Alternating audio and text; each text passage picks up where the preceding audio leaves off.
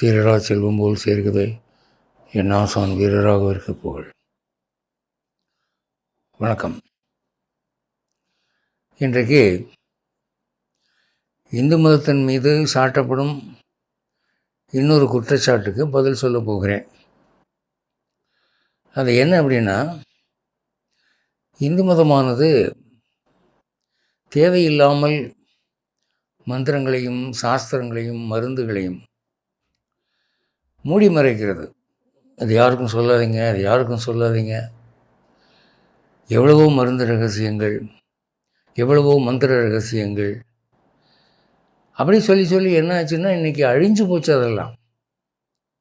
இப்போ காயக்கல்பம்னு ஒரு லேகியம், அதை சாப்பிட்டா இளமை மாறாமல் 100 ஆண்டுக்கு மேல் வாழலாம்.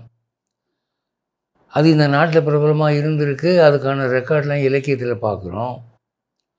அதை எந்த வைத்தியரும் சொல்லித்தர மாட்டேன்ட்டாங்க. இப்போ என்னாச்சு, காயக்கல்பம்னா என்ன பேரளவில் நிற்கிது.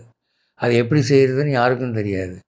ஏதோ சும்மா ஒரு பேருக்கு காயக்கல்பம் போட்டு லேகியத்தை செஞ்சு விற்கிறாங்க. அதனால் ஒரு பிரயோஜனம் இல்லை. அது மாதிரி தங்கம் செய்கிற வித்தை, இந்த 160 ஆண்டுகளுக்கு முன்பு ராமலிங்க சுவாமிகள் இருந்தார். அவர் பின்னாலே கூட்டம் போச்சு. அவர் எல்லோரும் பார்க்க தங்கம்லாம் செய்வாராம். அதை சொல்லித்தரக்கூட அவர் ரெடியாக இருந்தபோது வேறு சில அசம்பாவிதங்கள் நிகழ்ந்து அது நின்று போச்சு. கடலூரில் பகவந்தனோடு பிராமணர் இருந்தார். அவர் நினைத்த மாத்திரத்தில் எந்த பொருளை தொட்டாலும் தங்கமாக மாறும். அந்த வித்தை கையில் வச்சுருந்தார். இப்போ இதெல்லாம் மறைஞ்சு போச்சு. இதெல்லாம் எல்லோருக்கும் சொல்லி கொடுத்துருந்தாங்கன்னா இன்றைக்கி ஏழ்மை இவ்வளோ வாட்டாது. நம்ம நாடு அகில உலக ரீதியில் பார்க்குற போது நம்பர் 1 நாடு என்று பண அந்தஸ்தில் பெயர் பெறும். போச்சு எல்லாம். இப்படியாக பல மந்திரங்கள் ரகசியங்கள்.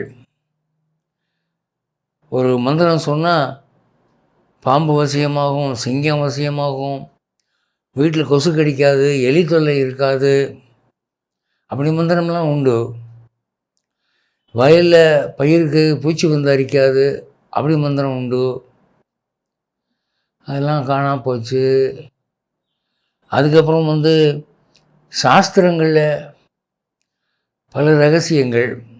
பிரபத்தின்னு எடுத்துங்க, சரணாகதி, அதை ரகசியமாக வச்சுட்டு வந்துருக்குறாங்க.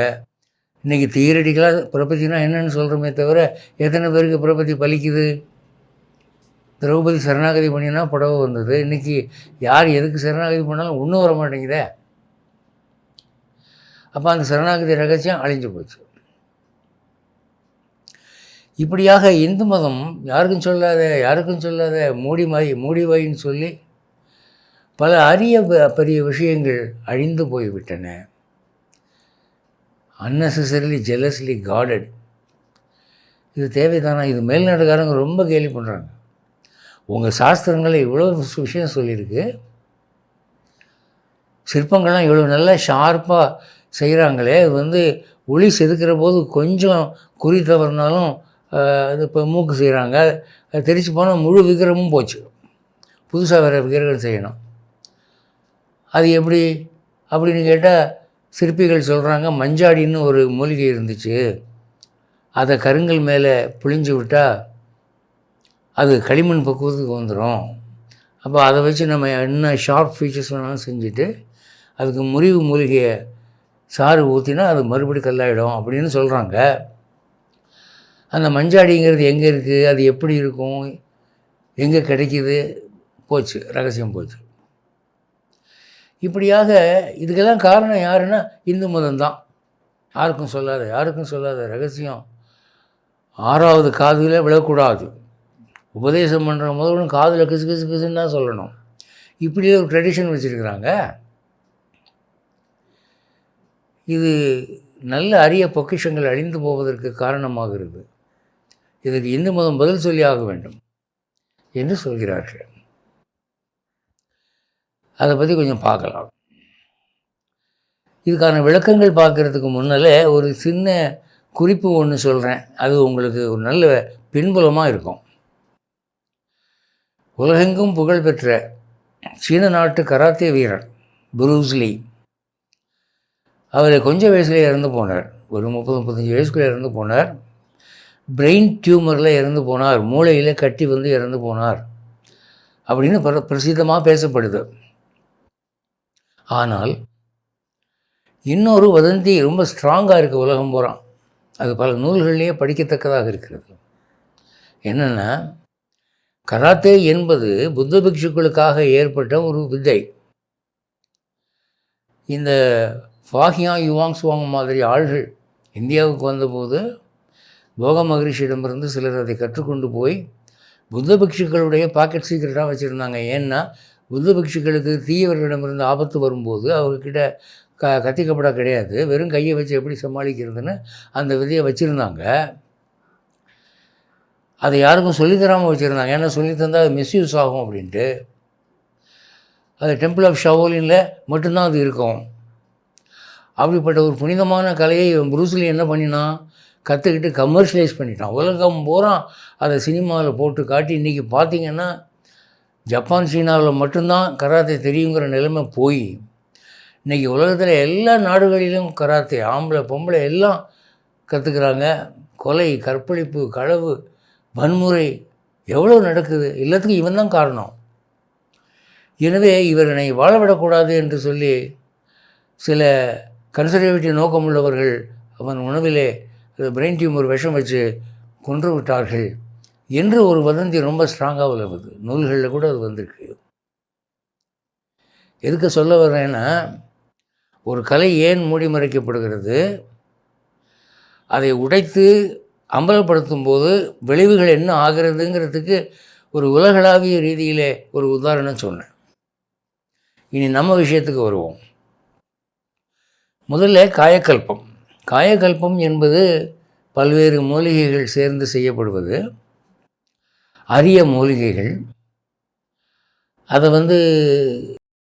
பட்டணத்தில் வாங்க முடியாது, இங்கே ஈஸியாக பார்க்க முடியாது. தோட்டத்தில் சில மலைகள், திருவண்ணாமலை, நரிப்பாறை, திண்டுக்கல், சிறுமலை, இப்படி இடங்கள் தான் கிடைக்கும்.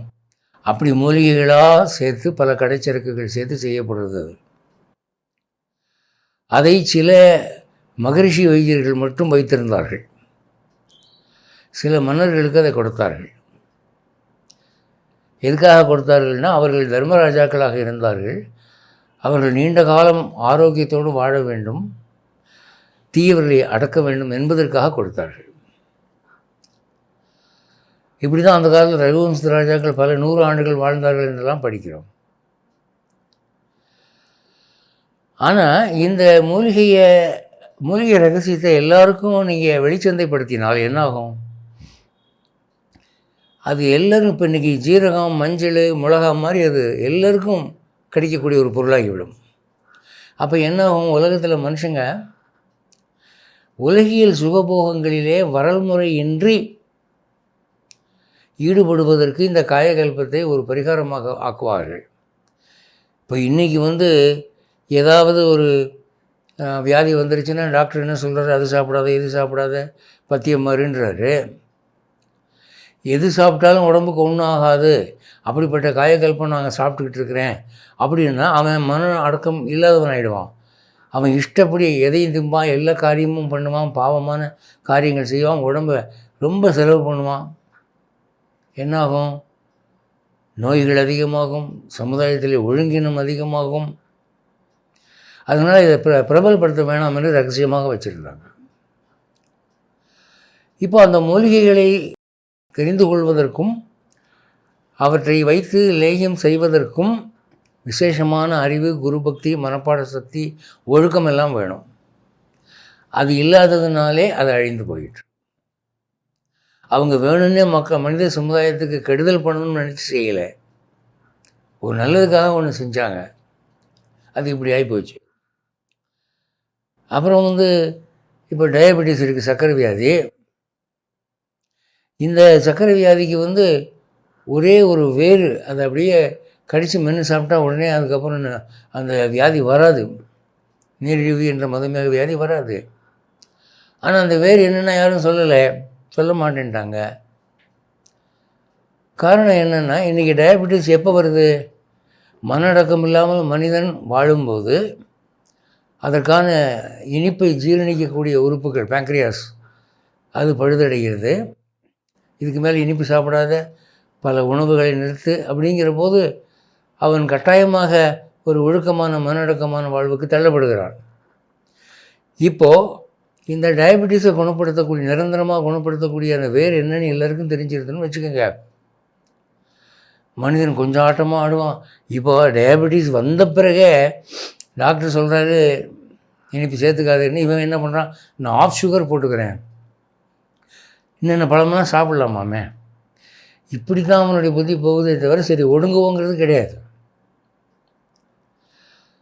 அப்போது இந்த வியாதிகள் மூலமாக பகவான் மனிதனுடைய விலங்கு ஓட்டத்தை கடிவாளம் போட்டு நிறுத்துகிறான். அது அவன் கருணையினாலே செய்வது. நோய்கள் நல்ல நல்ல என்று பெரியவர்கள் சொன்னார்கள். நோய்கள் இருக்கிறதுனால தான் மனிதனுடைய விலங்கு ஓட்டம் தடைப்படுகிறது என்று. அடுத்து இந்த மூலிகையெல்லாம் ஒரு குருக்கிட்ட பணிவாக இருந்து பக்தி செய்து கற்றுக்கணும். அது இப்படி இருக்கும், இந்த தோட்டத்தில் கிடைக்கும், இந்த மலையில் கிடைக்கும் அப்படின்னு. ஒன்றுமில்ல, ஒரு சின்ன சரித்திர உதாரணம் சொல்கிறேன். வள்ளலாரை போட்டு அவருடைய சீடர்கள் ரொம்ப தொல்லை பண்ணாங்க, இந்த தங்கம் செய்கிறத எங்களுக்கு கற்றுக் கொடுங்கன்னு. அவங்க தொந்தரவு பொறுக்க மாட்டாமல் அவர் என்ன பண்ணார், ஒரு குறிப்பிட்ட இலையை காமிச்சு இதை பௌர்ணமி சந்திரனுடைய வெளிச்சத்தில் காய போடணும் என்று சொல்லி ஒரு தரையில் கொட்டி காய வச்சு அந்த கற்றுக்கொள்ள ஆசைப்பட்ட அந்த சீடர்கள் 5-6 பேரை அதுக்கு காவலாக இருக்கும்படி சொல்லிவிட்டு போய்விட்டார். அவர் சொன்னார், இந்த இலை ஆடுகளுக்கு ரொம்ப விருப்பமானது, மோப்பம் பிடிச்சிட்டு சாப்பிடும், சாப்பிட்டுச்சு இது கிடைக்காத மறுபடியும் நான் சொல்லித்தர மாட்டேன் அப்படின்ட்டு போனார். சரிசாமி ஆகட்டும்னு சொல்லிவிட்டு இவங்கெல்லாம் கொஞ்ச நேரம் காவ காத்தாங்க. அதுக்கப்புறம் அதுக்கு பக்கத்துலேயே ரவுண்டாக உட்காந்து சீட்டாட ஆரம்பிச்சிட்டாங்க.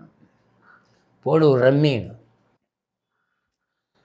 இவர்கள் சீட்டு விளையாடி கொண்டிருக்கும்போது மும்முரமாக ஒரு ஆடு அனைத்து இலைகளையும் தின்று விட்டது.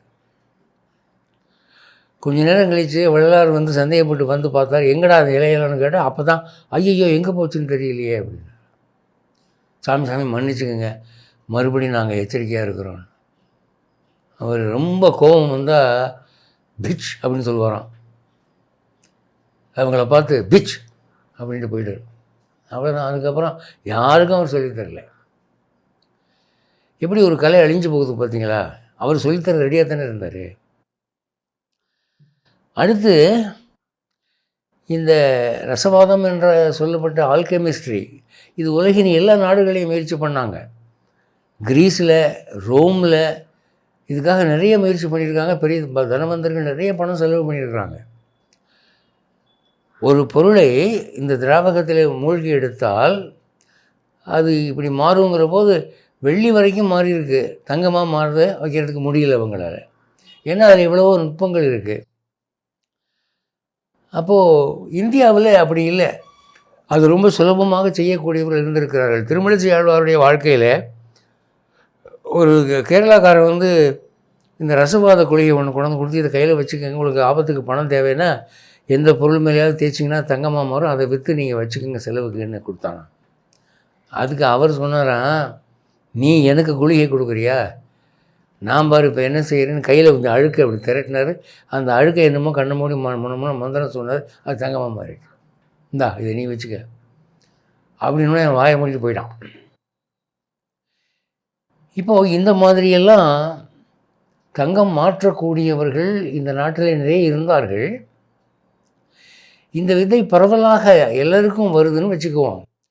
என்ன ஆகும், இப்போ மனிதன் அடக்க ஒடுக்கமாக இருக்கிறதுக்கு காரணமே பணப்பற்றாக்குறை தான்.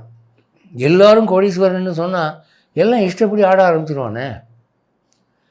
4 இட்லி சாப்பிடணும்னு நினைக்கிறவன் 2 இட்லியோட ஏன் நிப்பாட்டுறான்? ஐயோ பணம் செலவாயிடுமே, நம்ம வீட்டில் பணப்பொட்டியில் பணம் இல்லாமல் போயிடுமே, அந்த பயந்தானே. இப்போ எல்லோரும் தங்கமாக ஆக்கலாம் அப்படின்னு சொல்லி வீதி பூரா தங்கமாக கிடைக்குதுன்னா மனிதன் என்ன ஆவான்? மனம் கெட்டு போவான். அதனால் அந்த விதை அதிகமாக பிரசித்தி ஆகாதபடி கடவுள் பார்த்துக்கிட்டார், இந்து மதம் பார்த்துக்கல. இதெல்லாம் அரிய செல்வங்கள் அப்படின்னு. இன்னொரு விஷயங்க, இந்த ரசவாதம் என்ற தங்கம் செய்யும் வித்தையில் 50% தான் மூலிகை ரகசியம். மீதி 50% அது மந்திர சித்தி. ஒரு குறிப்பிட்ட தெய்வத்தை ஒரு குறிப்பிட்ட மந்திரம் சொல்லி சித்தி பண்ணி அந்த சம்மந்தப்பட்ட அந்த கெமிக்கல் காம்பினேஷனில் இந்த மந்திரத்தை சொன்னால் தான் அது ஒர்க் அவுட் ஆகும். மந்திரம் சொல்லாமல் அது தானே ஒர்க் அவுட் ஆகாது. அந்த மந்திரத்தை சித்தி பண்ணணும்ல. மந்திரம் சித்தி பண்ணுறதுங்கிறது விளையாட்டா? மனசை அடக்கணும், பசியை கட்டுப்படுத்தணும், பல பொருள்களை விடணும், விரதம் இருக்கணும், பல நாள் ஜெபிக்கணும். அந்த மந்திரம் லேசில் சித்தியாகாது. அப்போ அதை சித்தி பண்ணுறதுக்கு 10 கோடியில் ஒருத்தனுக்கு தான் முடியும். அதுக்கு யாரும் ரெடி இல்லையே. இதனால் அந்த வித்தை அழிஞ்சு போச்சு. அதுக்கப்புறம் இங்கே கடலூரில் பகவந்தர்னு ஒருத்தர் இருந்தார். அவர் நீங்கள் என்ன பொருள் கொடுத்தாலும் சரி, ஒரு ஆணியா, ஒரு டம்ளரா, அல்லது ஒரு சின்ன இரும்பு குண்டா, அது மேலே துணியை போட்டு ஒரு மந்திரம் சொல்லணும், அவள் தங்கமாக மாறிடும். அவ்வளோ சித்தி இருந்தது அவருக்கு. அதை சித்தி பண்ணணும்னு பல பேர் ஆசைப்பட்டு கேட்டாங்க. அவர் சில நியமனங்கள் சொன்னார். இதெல்லாம் நீ செய்வியா அப்படின்னா ஐயோ அப்பான்னு ஓடிட்டாங்க. அப்போது இந்த மாதிரி அரிய வித்தைகள் சுலபமாக வரக்கூடியவை அல்ல. அப்போ இப்படிப்பட்ட காரணங்களாலே பகவானே அதை ஒரு வரன்முறைப்படுத்தினான். இந்த வறுமை, நோய்கள் இது ரெண்டும் இருக்க, இது எல்லோருமே வெறுக்கக்கூடிய விஷயங்கள். ஆனால் இவை கடவுளின் வரப்பிரசாதங்கள். தேவைக்கு மிஞ்சின பணமும் அளவுக்கு மிஞ்சின ஆரோக்கியமும் மனிதனை தீய வழியிலே போக வைக்கும். அதனால் வரப்பிரசாதமாக பகவான் என்ன பண்ணால் வறுமை, நோய்கள் இவற்றை கொடுத்தான். இதை நீக்கணும்னு நம்ம தீவிரமாக இறங்குற போது நம்ம கடவுளுடைய அட்மினிஸ்ட்ரேஷனில் குறுக்கிடுறோம். அப்போ அவன் பல சோதனைகள் வைக்கிறான். அதை ஜெயிச்சா தான் உங்களுக்கு முடியும். அப்போது நோய்கள் சும்மா தற்செயலாக வர்றதில்லை. இப்போ ஒரு 50-100 வருஷத்துக்குள்ளே மனித சமுதாயம் இந்தியாவில் எவ்வளவு கெட்டு போச்சு.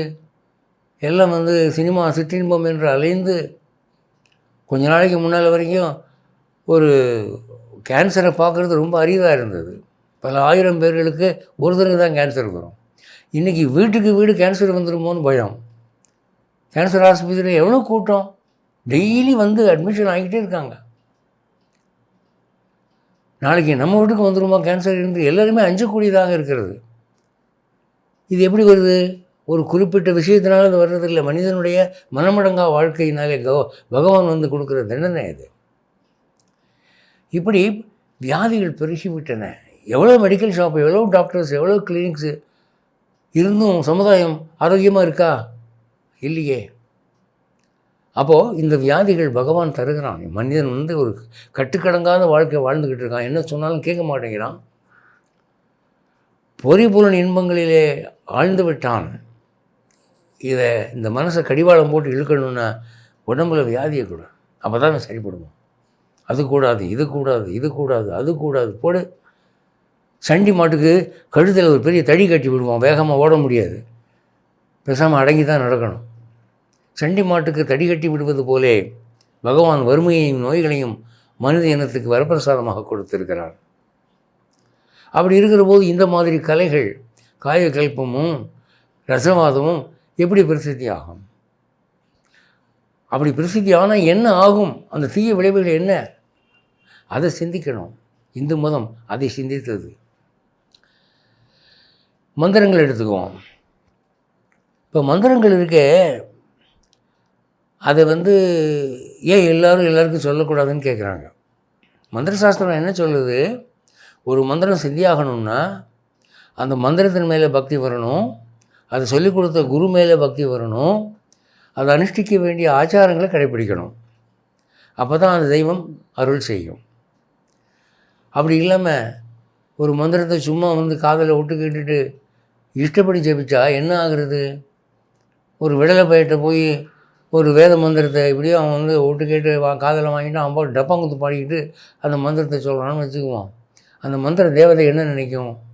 இதை எவன் சத்தமாக சொன்னான், அவனை போடணும் இப்போ அப்படின்னு அந்த தேவதை கோவிக்குமா இல்லையா? அப்போது ஒரு மந்திரத்தினுடைய தகுதி அறியாமல் அதை இஷ்டப்படி ஜெபிக்கிறவனுக்கு அது உபதேசம் செய்யப்பட்டால் சம்பந்தப்பட்ட தேவதையினுடைய கோபத்துக்கு நாம் ஆளாகிறோம். ஜபிக்கிறவனுக்கும் கோபம் வரும், கோபத்தினால் தண்டனை வரும், அதை சொல்லி கொடுத்துக்கிறவனுக்கும் வரும். அதனால் என்ன பண்ணிட்டாங்க, தகுதி பார்த்தாங்க. பகவத்கீதையினுடைய கடைசியில் கிருஷ்ணன் என்ன சொல்கிறான், ஒரு வருஷமாவது குரு சேவை செய்யாதவனுக்கு இதை சொல்லித்தராத அர்ஜுனா என்று சரணாகதி ரகசியத்தை சொல்கிறான். அவனுக்கு தகுதி இருக்கா, இதை பக்தியாக வச்சுப்பானா என்று செக் பண்ணி தான் சொல்லணும். இல்லைன்னா அவன் பாட்டுக்கு தருதலைத்தனமாக அலைவான். சினிமா பாட்டுக்கும் மந்திரத்துக்கும் வித்தியாசம் இல்லைங்கிற மாதிரி ஆகிடும் அது. அடுத்து சில தாமச மந்திரங்கள் இருக்குங்க, நியம அனுஷ்டானங்கள் அதிகம் இல்லாத சில மந்திரங்கள். இது அதர்வண வேதத்தில் சொல்லியிருக்கு. சுடுகாட்டு தேவதைகளுக்கு அந்த மந்திரத்தை ஒரு தகுதி இல்லாத ஆளுக்கு ஒருத்தன் சொல்லி போடுறான், ஒரு மந்திரவாதி. இப்போ ஒரு ஓங்கார பைரவி ஹ்ரீம் க்ளீம் மாரைய மாரைய நாசிய நாசிய ஸ்வாகா அப்படின்னு ஒரு 1008 தடவை சொன்னீங்கன்னா இந்த சாமி உனக்கு சித்தியாகி நீ யாரை கோபமாக பார்க்குறியோ அப்படி செத்து போவான்னு இருக்குன்னு வச்சுக்குவோம். ஒரு கற்பனைக்கு சொல்கிறேன். அவன் அதை ஈஸியாக சித்தி பண்ணிவிட்டு பஸ் கண்டக்டர் பாக்கி சில்லறை கொடுக்கலைன்னா அவனுக்கு எகென்ஸ்டாக அதை ஜெயிப்பான். மளிகை கடையில் நிறுவ சரியில்லைன்னா அவனுக்கு எதிராக ஜெயிப்பான். இதை கீரை பச்சை மிளகா மாதிரி அவன் டீல் பண்ண ஆரம்பிச்சிடுவான். எத்தனை சாவு, எத்தனை கொலை, இதுக்கெல்லாம் யார் காரணம், சொல்லி கொடுத்தவங்க தானே காரணம். அதனால் மந்திரத்தை எல்லாருக்கும் அள்ளி வீசாதே, அதில் எவ்வளவோ ஆபத்து இருக்குது. இதுக்கு தான் நான் உங்களுக்கு ப்ரூஸ்லி கராத்தே கதை முதல்ல சொன்னேன். ஒரு அரிய பொருள் மிஸ்யூஸ் ஆகிற போது என்ன ஆகுது, அது நன்மையை விட தீமை தான் அதிகம் கொடுக்குது. அப்புறம் இந்த அதர்வண மந்திரங்களை பிரயோஜனப்படுத்துகிற வழி வேதத்தில் ஏன் சொல்லப்பட்டது அப்படின்னா, ஒரு நல்ல ராஜா தனக்கு விரோதியாக இருக்கிறவன் முற்றுகையிடும்போது அவனை சமாளிப்பதற்கு இந்த மந்திரங்களை ஜெபித்தால் அவன் தோல்வி அடைந்து ஓடுவான் என்பதற்காக இந்த மந்திரங்கள் சொல்லப்பட்டன. அதில் மாரணம் இருக்குது, மாரணம்னா கொல்றது, சாவு. மோகனம் இருக்குது, மயக்கம் போட வைக்கிறது. வசியம் இருக்குது, அப்படியே நம்ம காலில் அடிமையாக விழுவான். ஸ்தம்பனம் இருக்குது, ஒரு செயலும் செய்ய முடியாமல் அப்படியே ஸ்தம்பிச்சு போவான். இப்படி மந்திரங்கள்லாம் இருக்குது. இந்த மந்திரத்தை அவசியம் ஏற்படும் போது தீயவர்கள் மேல் மட்டுமே பயன்படுத்த வேண்டும் என்று ஒரு நிபந்தனையோடு அதர்வண வேதத்தில் சொல்லியிருக்கு. ஆனால் தகுதி இல்லாதவனுக்கெல்லாம் இதை சொல்லி ஐயா ஒருத்தன் ஒரு அழகான பொண்ணை பார்க்குறான். இவன் உடனே அந்த பொண்ணுடைய கணவனை ஸ்தம்பன மந்திரம் சொல்லி அவனை அப்படியே அசையாத இப்படி பண்ணி அவன் கண்ணுதிலேயே அவளை தூக்கிட்டு கெடுத்துருவான். ஒன்றும் செய்ய முடியாது. அந்த மந்திரத்துக்கு அவ்வளோ மையமே உண்டு. அதனால் இந்த மந்திரங்களை எல்லாருக்கும் சொல்லிக் கொடுங்க, எல்லோரும் கற்றுக்குங்கன்னா நாடு என்னத்துக்கு ஆகுறது? இப்போ கத்தி இருக்குது, விஷம் இருக்குது, துப்பாக்கி இருக்குது, இது எல்லார் கையிலும் கொடுப்பாங்களா? ஒரு 8 வயசு குழந்தை துப்பாக்கி கொடுன்னா கொடுப்பாங்களா? இப்போ நம்ம போல் பெரிய ஆளுகளையும் துப்பாக்கி வாங்க முடியாது, லைசன்ஸ் வேணுமில்ல.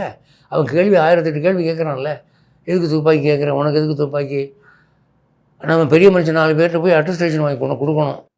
நான் இதை மிஸ்யூஸ் பண்ண மாட்டேன், எனக்கு உயிருக்கு ஆபத்து இருக்குது அப்படின்னு அது பல அதிகாரிகள்கிட்ட போய் கையெழுத்தாகி வரணும். அப்புறம் தான் நீங்கள் துப்பாக்கி வாங்க முடியும். அது மாதிரி தான் இது.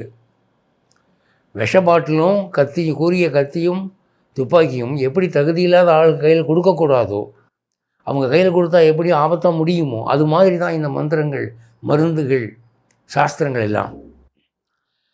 இப்போ சாஸ்திர ரகசியம், இப்போ சரணாகதி ரகசியம் இருக்குது, எடுத்துக்கங்க. சரணாகதி ரகசியம் தகுதி இல்லாதவனுக்கு சொல்லிக் கொடுத்தா என்ன ஆகும்? அது என்ன சொல்லுது? பகவானிடம் உங்களை ஒப்படைத்த பிறகு நீங்கள் எதை பற்றியும் கவலை இல்லாமல் இருங்கள், பகவான் காப்பாற்றுவான்னு சொல்லுது. அதுக்கு பேர் வாழும் சோம்பல். இது தப்பாக புரிஞ்சுக்கிட்டான்னா தகுதி இல்லாதவன் என்ன பண்ணுவான்? எதை பற்றியும் கவலைப்படாதுன்னு சொல்லியிருக்கு. அதனால் இஷ்டப்படி நம்ம கலப்பட வியாபாரம் பண்ணலாம், இஷ்டப்படி கொள்ளை செய்யலாம் அப்படின்னு அந்த பாழும் சோம்பலில் கொண்டு இறங்கிடுவான். வாழும் சோம்பலை சொல்லி கொடுத்தா பாழும் சோம்பலில் போய் இறங்கிடுவான். அதனால தான் என்ன பண்ணாங்க, சரணாகதி சாஸ்திரத்தை எல்லாருக்கும் சொல்லி தர மாட்டாங்க. இது இவனுக்கு சொன்னால் என்ன ஆகும், அதை அவன் எப்படி புரிஞ்சுப்பான், அது அவனுக்கு ஞானம் தருமா, மோட்சம் தருமா என்று சோதனை பண்ணினார்கள். ஆனானப்பட்ட ராமானுஜரையே 18 தடவை அலைய விட்டு தான் திருக்கோஷ்டூர் நம்பி அந்த மந்திரத்தை சொல்லி கொடுத்தாரு. அப்போது இந்த மூடி மறைத்தல் என்பது இந்த சீக்ரசி ஒரு நன்மை கருதி செய்யப்பட்டது.